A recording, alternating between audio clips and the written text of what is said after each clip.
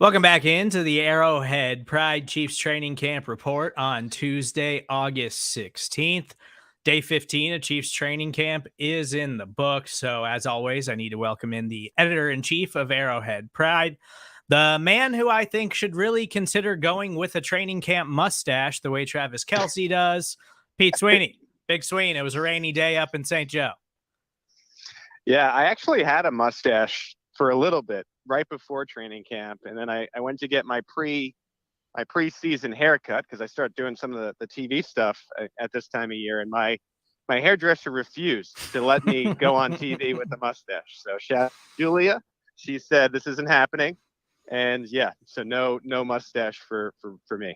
I think the people at 41 KSHB would find it hilarious if you would have showed up set with a mustache. Yeah, I don't know if I'm setting myself up for success on the tube in that sense, but So it's a rainy day in St. Joseph, Missouri on Tuesday. I think that the biggest thing really from today's practice as we come close to the end of Chiefs training camp, there was no JuJu Smith-Schuster at practice, and Chiefs confirmed after practice today that he's dealing with a sore knee.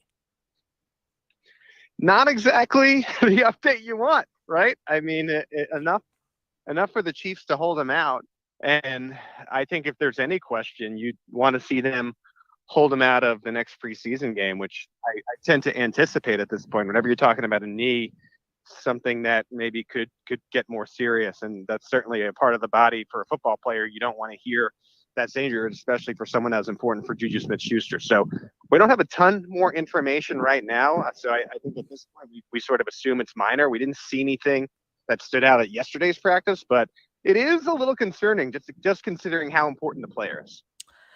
Yeah. And for a guy who's kind of dealt with injuries over the last couple of years, it's not really what you want to hear, but it sounds like it's not super serious right now. I agree with you.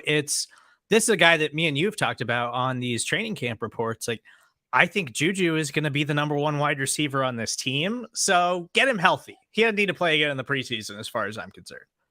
No, I think everyone's in agreement. And I mean, if there was anything that you could learn from it today, Justin Watson saw a lot more balls with Juju out of the mix. So I think your five receivers are set. It's whether they keep a six, which we anticipate, and then whether that is a Jerice Fountain, is it Cornell Powell, or can Josh Gordon work himself into that mix?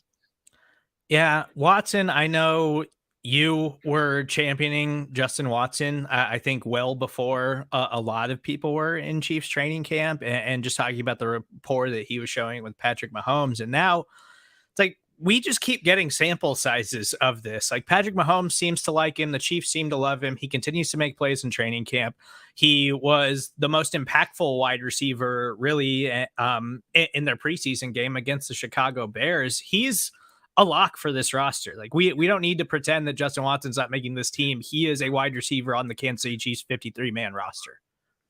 No, and I think he's one of these players too that if everyone is fully healthy and like so let's say you have three or four receivers out there and Watson's one of them, you kind of expect him to get the least attention from the opposing defense. And with Mahomes spreading the ball around, I even think he's a player that could have like two or three flash games this year just because, again, of the lack of attention he might get. I mean, he might be up against a third or fourth defensive back if you're trying to come up with hypothetical situations. So I not only think he's a key player for special teams, but a really interesting player on the Chiefs offense as well.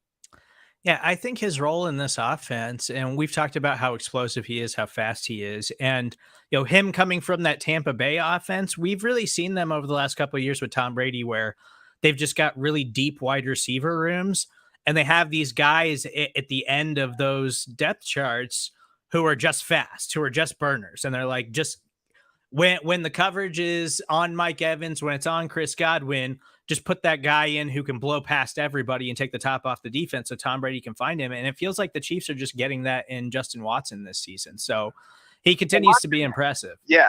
What I find interesting, and it's like sort of a just parallel storyline, but also perpendicular, is that MVS came here and he was known as the deep ball guy in Green Bay. And he wants to show that he can really work in the short to intermediate.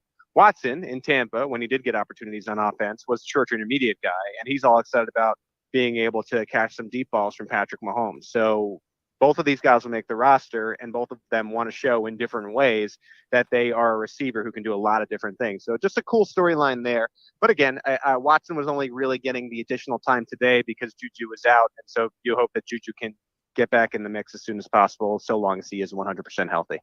And you mentioned MVS, and I wanted to talk about him today because JuJu was out, and he did have a really nice catch that everybody was kind of talking about on Chiefs social media today, where the play kind of broke down. Patrick Mahomes just heaved it up, and Marquez Valdez-Scantling went up and got it, and it was a really nice Yeah. play. And I feel like you were kind of championing MVS in OTAs and early offseason work, and he's kind of been overshadowed in training camp because JuJu and Sky Moore have both looked so impressive. But it's nice to see him trying to finish camp strong, at least.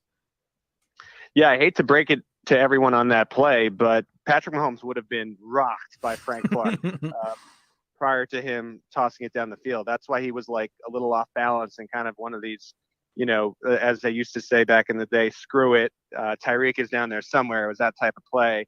And MVS did come down with it, but it probably would have been ended by via sack. But good for MVS because there have been some of those drops that you heard about in Green Bay, that you saw about in some of those national games. And I feel like in recent practices, he's been hauling more in than dropping. And so I thought that was a good thing. Yeah. And as we hope that JuJu is fine, we know MVS is going to be a starter for this team. So just a good thing to see him finishing camp strong when expectations were pretty high for him. I want to ask you about George Karlaftis, and we've made a ton of noise about it. I sent out a clip from the Arrowhead Pride account of you, particularly on yesterday's editor's show, just raving about George Karlaftis. Is he the best pass rusher on this defense? And he continued to show out in practice on Tuesday, and it's getting harder and harder to ignore the hype around Karlaftis, as it just seems like he has done a lot of growing so far in Chiefs training camp and continues to be more and more impressive. Yeah, and I tried to keep telling people this as the Chiefs lean into their youth defensively. Steve Spagnuolo doesn't want to necessarily start rookies right away. We saw that with Juan Thornhill, and we even saw that Juan Thornhill and being a 2 or 3 year veteran behind Daniel Sorensen, which was driving us crazy last year. And I think you're seeing it with Karlaftis. I think right now the starters have been Frank Clark and Mike Dana. You're relying on some of his veterans there with Karlaftis mixing in. But the thing that you have to see is Karlaftis put really good refs on tape, and that'll allow Spags to feel more comfortable about maybe making him a day one starter. He's not unopposed to do it, but he needs to have these younger guys earn it in the preseason, maybe more than other coaches. And that even extended, I thought was interesting point today. And I'll mention, I don't know if you had it down in your notes, Steve, but I even saw some of that in the defensive back room when they were going through a drill close to the goal line, and it was the base. It wasn't McDuffie on the field.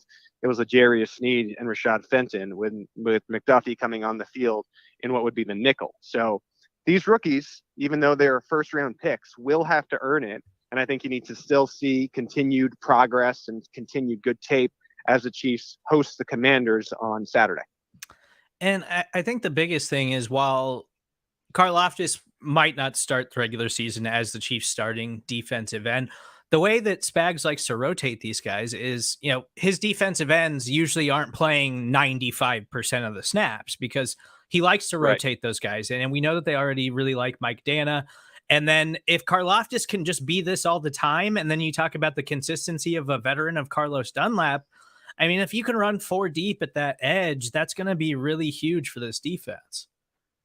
100%. And it's a mix, right? A defensive line. That was what was strange when Carlos Dunlap was saying he liked Kansas City because they were going to play him on all 3 downs.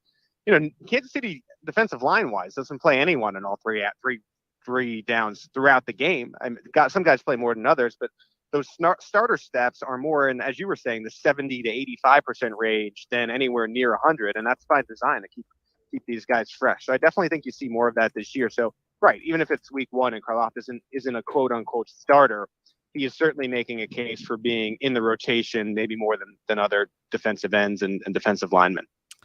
We've talked a lot about Frank Clark this training camp, and skinny Frank, and how fast he's looking and how explosive he's looking.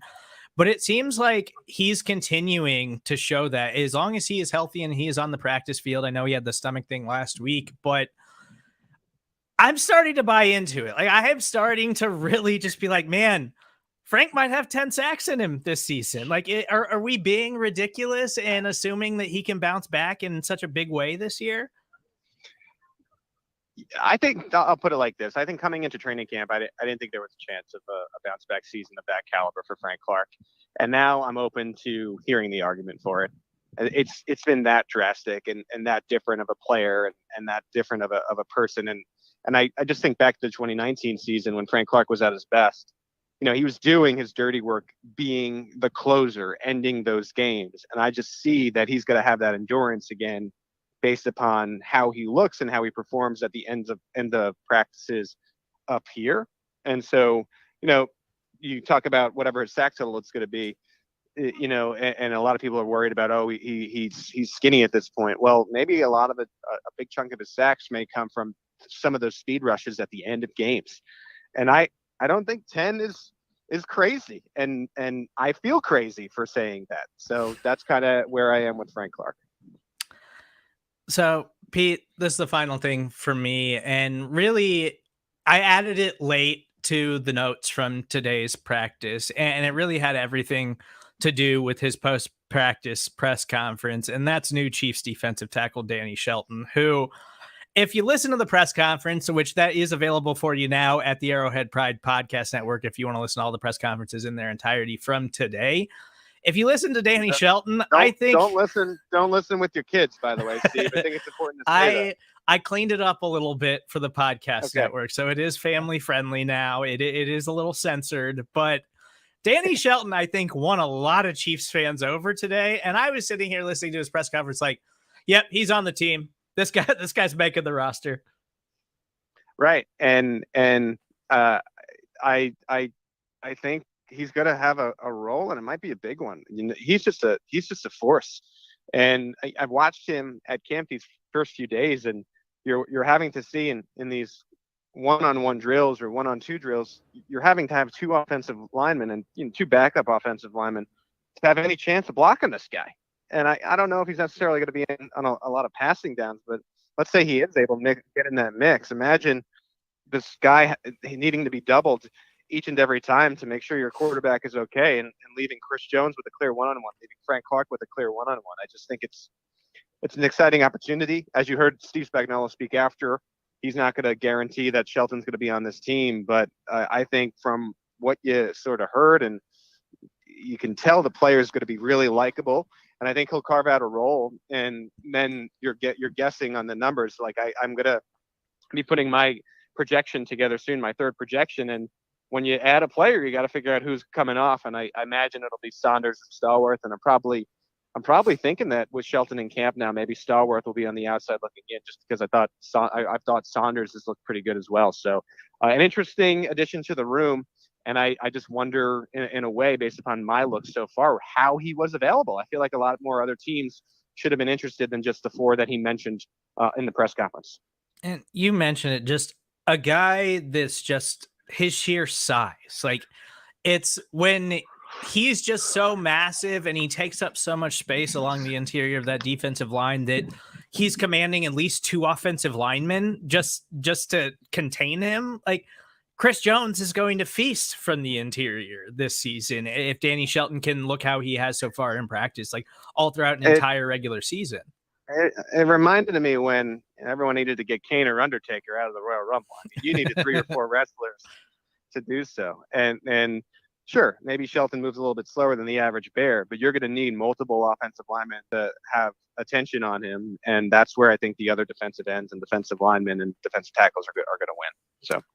Yeah, it's only been a couple of days, but so far he has been impressive, and man, is he a massive human being. But he's Pete Sweeney. You can follow him on Twitter at PG Sween. Again, if you want to listen to the press conferences in their entirety, you can do so now on From the Podium, available for you on the Arrowhead Pride Podcast Network.